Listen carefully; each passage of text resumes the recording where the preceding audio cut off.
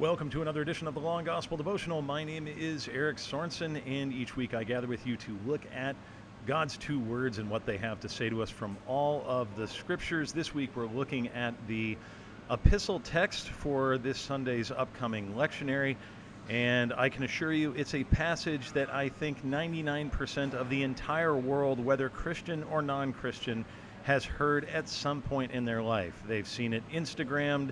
They probably have a quote from this passage somewhere in their house on some sort of painting or tapestry or whatnot.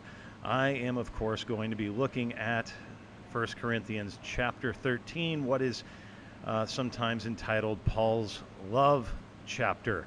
Yes, we're going to be digging into love today, and I'm doing that from, well, what I can best call a makeshift office today. I'm doing it from my good friend Josh Hamilton's family brewery, appropriately titled Hamilton Family Brewery. As you might know or might be able to tell, I'm sort of in between offices right now, so I've had a few different makeshift offices that kind of work for our purposes. And today, since my good buddy Josh generously offered to let me use his place, I thought, sure, why not? I love the place, and I love the man who runs it and all the people who work here. So that's where we're at today, Hamilton Family Brewery in Rancho Cucamonga. Enough about the background, enough about that. Let's get into our passage today. Let's dig into 1 Corinthians chapter 13. As I mentioned, it's all about love. And, of course, I can't help but think about, when I hear the word love, the scene from Princess Bride in which the priest comes out and pronounces it wov, twu, wov. Nevertheless, it is serious business what we're talking about. In particular, what we're talking about today is why giftedness isn't enough. At least that's the way Paul starts off. Now, why is this chapter written? Well, the Corinthian church seemed to be overflowing with spiritual giftedness. Nevertheless, these gifts became a means by which people excluded less gifted people or use their gifts to show off. And it is in this context that this chapter is written. So let me burst your bubble right out of the gate. This passage was written having nothing to do with a wedding or with marriage per se, although obviously there's lots of application for the marital life. So diving in, verse 1, Paul says, "If I speak in the tongues of men and of angels but have not love, I am a noisy gong or clanging cymbal." What does this really mean? Well, at bottom, what it means is you could be the most gifted orator in the world. You could be the best preacher in the world, to use this in a Christian context. You could be a fantastic speaker. But Paul says, no matter how gifted you are in rhetoric, if you have not love, you are nothing. So as much as we might aspire to be like Dwight in The Office when he gives his famous speech, because, of course, he's so powerful and rabble-rousing, no, that's not good enough. That's not really what we're aiming for. No, Paul says even if we're that good or better, that we still need something more. He continues in verse 2. He says, "And if I have prophetic powers and understand all mysteries and all knowledge, like Scooby-Doo and those who followed him in the Mystery Machine, and if I have all faith so as to remove mountains," in other words, if I am a spiritually brilliant and powerful person, but have not love, still nothing, still no go. He's not done. You say, well, what if I'm really, really sacrificial? Surely that's got to count for something. Verse 3, "If I give away all I have and I deliver up my body to be burned," like Kurt Russell was willing to do in the movie Backdraft. Yes, you can tell I am a Gen Xer by such a reference. Nevertheless, he says, if you have not love, I gain nothing. And it is possible. It is possible for people to even be very, very sacrificial, very generous, and yet do it with motives that are not based in love. Yes, it is. It happens all the time. And as a matter of fact, it's lauded in our culture. And yet there can be many, many reasons that people might be willing to sacrifice in such a way.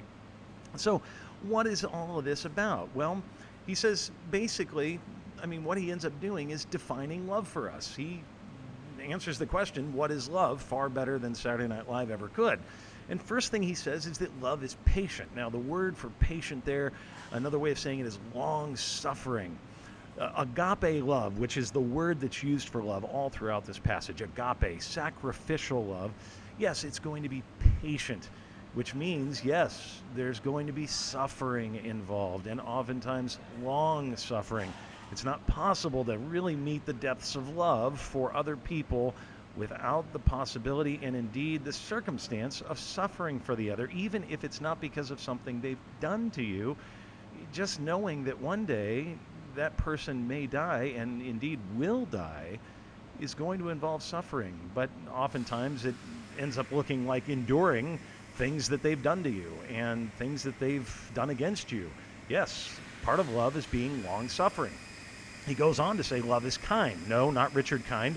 But the idea behind this is displaying meekness, even when others do not return the favor to you. Yes, you know what kindness is. When you come across it, you know what it looks like.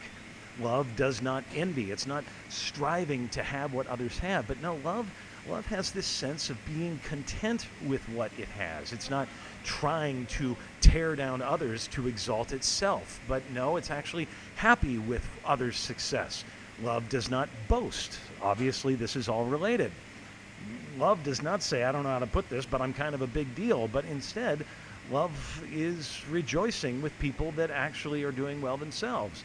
Love is not arrogant. It doesn't get puffed up.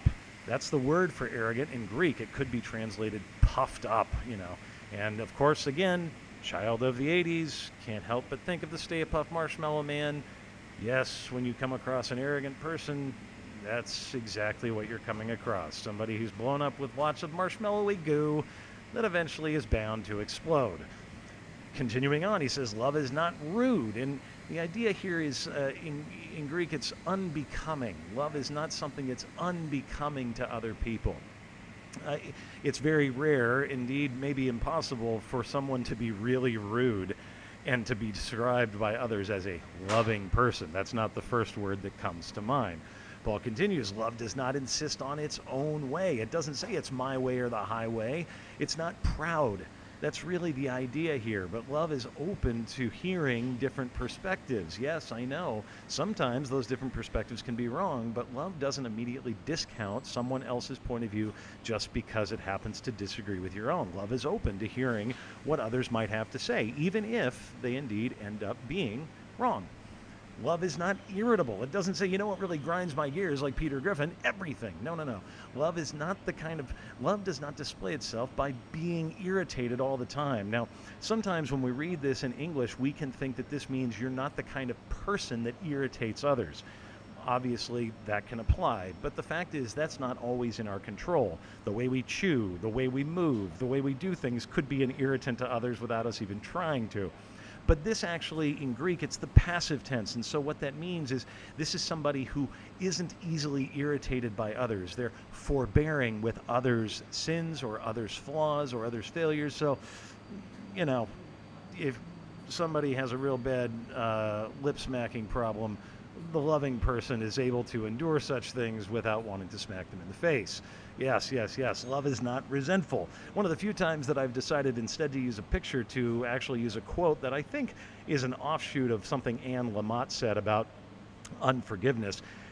But I've always loved the quote, resentment is like drinking a glass of poison and waiting for your enemies to die. Love is not resentful. The translation could be keep a record of wrongs. It's not keeping a record against others about what they've done to you. And, there's no greater path to bitterness and I think absolute misery than keeping a record of every wrong that people have done to you, because that leads to a victim mentality. And no matter what, even if you've been victimized, if you give in to that mentality, guaranteed it leads to a path of destruction and absolute misery. He's not done. Love does not rejoice at wrongdoing, contrary to our desire to have some schadenfreude. No. Love does not rejoice at the wrongdoing. And what this means here is like when other people have fallen. Love doesn't look at the fall of somebody and go, yeah, I'm finally glad they're done. No. We don't take malicious joy at the misfortune of others. And of course, love rejoices with the truth. Love, instead of taking joy at others' misfortune or wrongdoing, no, love looks to find the truth. Love looks to put the best construction, as it were. It looks to rejoice with that which God has revealed in His world and in His scriptures. So, of course, the famous meme, don't believe everything you read on the internet just because there's a picture with a quote next to it, said Abraham Lincoln. Never. We rejoice with the truth. And then Paul goes on to give a series of remarkable statements about what love does. Love bears all things. Now, I love this word because in English it wouldn't come through, but the word for bear here in Greek is actually love keeps secrets. It's the idea that you know somebody's sins, and instead of blabbing them all over or gossiping them all over, you choose to hide, you choose to bear those things. I know in our day and age where everything's about quote unquote justice, which oftentimes is really not justice at all, it's hard to think about how this applies. But really, if you need to apply it specifically to your life, think about how people have sinned against you. What it means to love is to, instead of exposing and talking about this person and destroying this person, it means to bear it up. That's what it actually means. Love does that. Love believes all things. It believes the best. It puts the best construction on all things, even if it could, in fact, be being lied to. Yes, it seeks to find the best way forward. Love hopes all things. Whenever I hear the word hope, of course, I can't help but think about my favorite movie, Shawshank Redemption, which ends with the word I hope. For once in my life, I'm not going to give away any spoilers to the end of the movie, but if you've seen it, you know what I mean. And then finally, love endures all things. I've referenced Eric Redmond in the Olympics before, in which he limps to the finish line after pulling a hamstring in the middle of his Olympic race, and his father helps him get to the finish line. Love is like that. Love doesn't give up. Love keeps on going, even when it may have good reason to stop. Love keeps on going. That's agape, sacrificial, godly, biblical love. And of course, when we read such things, this is one of those passages where, when we think about it in terms of law and gospel, well, we can read this and easily hear, on the one hand, the law. It's telling us how we ought to be. Bearing all things, hoping all things, enduring all things. Love's telling us to be patient and kind and not be arrogant or rude, to not be resentful. And we say, yes, this is a good thing, but boy, are we ever aware when we hear this list broken down for us that if we're honest, man, there's a whole lot of us that is prone to not loving in this way. I can't help but be convicted when I read a list like this, because I see how far away I am from this kind of love so often in my life. And yet at the same time, as I'm made aware of my lack of agape love, this sacrificial love, this godly love, I'm also made aware that these descriptors of love are perfect descriptors of my Savior. Perfect descriptors of Jesus. Go on down the list, folks. If you have your Bible, read them and replace the word love with Jesus, and you'll find it all works. Yes, ultimately, when you think about this, it's appropriate to size yourself up and to say, I don't hit the mark. But it's also appropriate to praise the Lord, because Jesus does on our behalf, even for his enemies, which all of us naturally were and naturally are in our flesh. So how does Paul conclude this wonderful chapter on love that points us both to our insufficiency and Christ's sufficiency? Well, essentially he says love wins. Yes, love ultimately wins. Why love is greater than gifting? He goes back to that theme.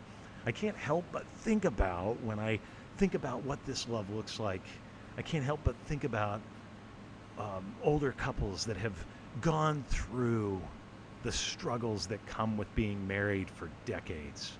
But they've endured, they've kept going.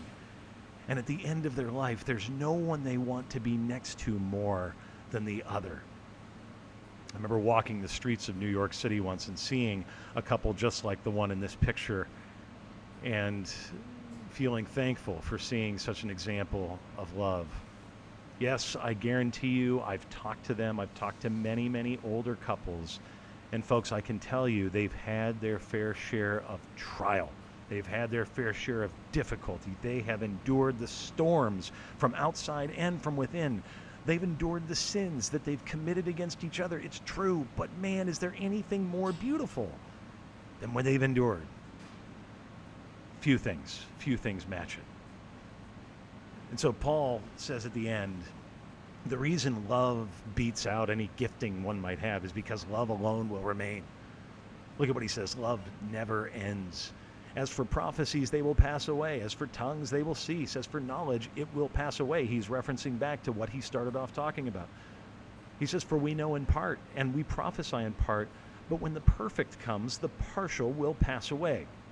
Now, I would be remiss if I didn't at least address this. Some people reading this will say, when they look at what the perfect is, will surmise that maybe that means the finality of the writing of the Scriptures.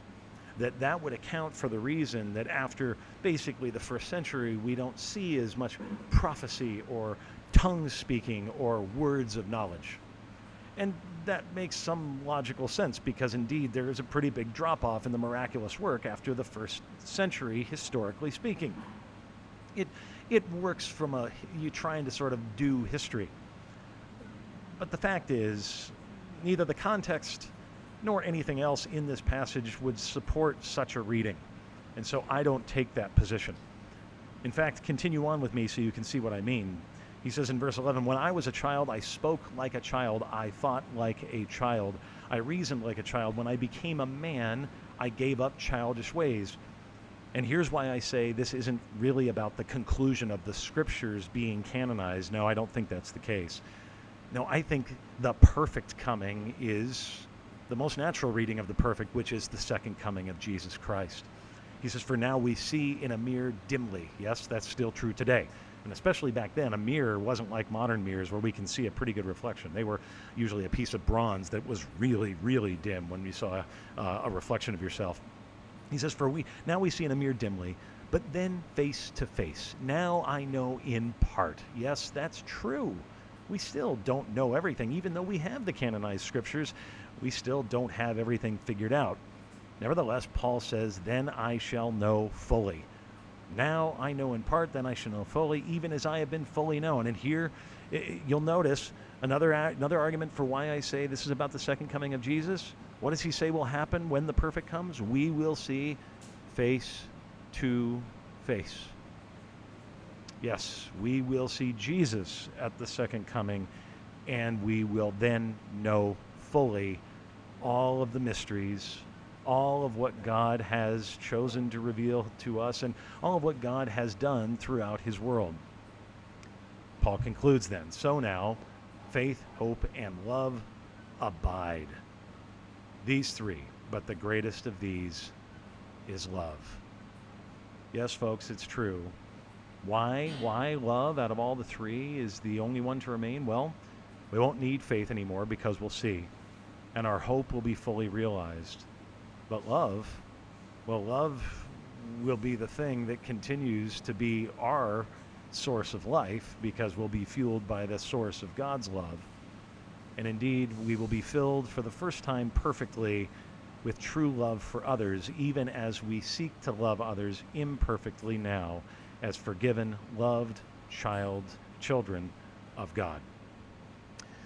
Well, that is it. I have really enjoyed being able to talk to you about this famous chapter. Hopefully it maybe give you a little new insight into what this is all about and why love is so important.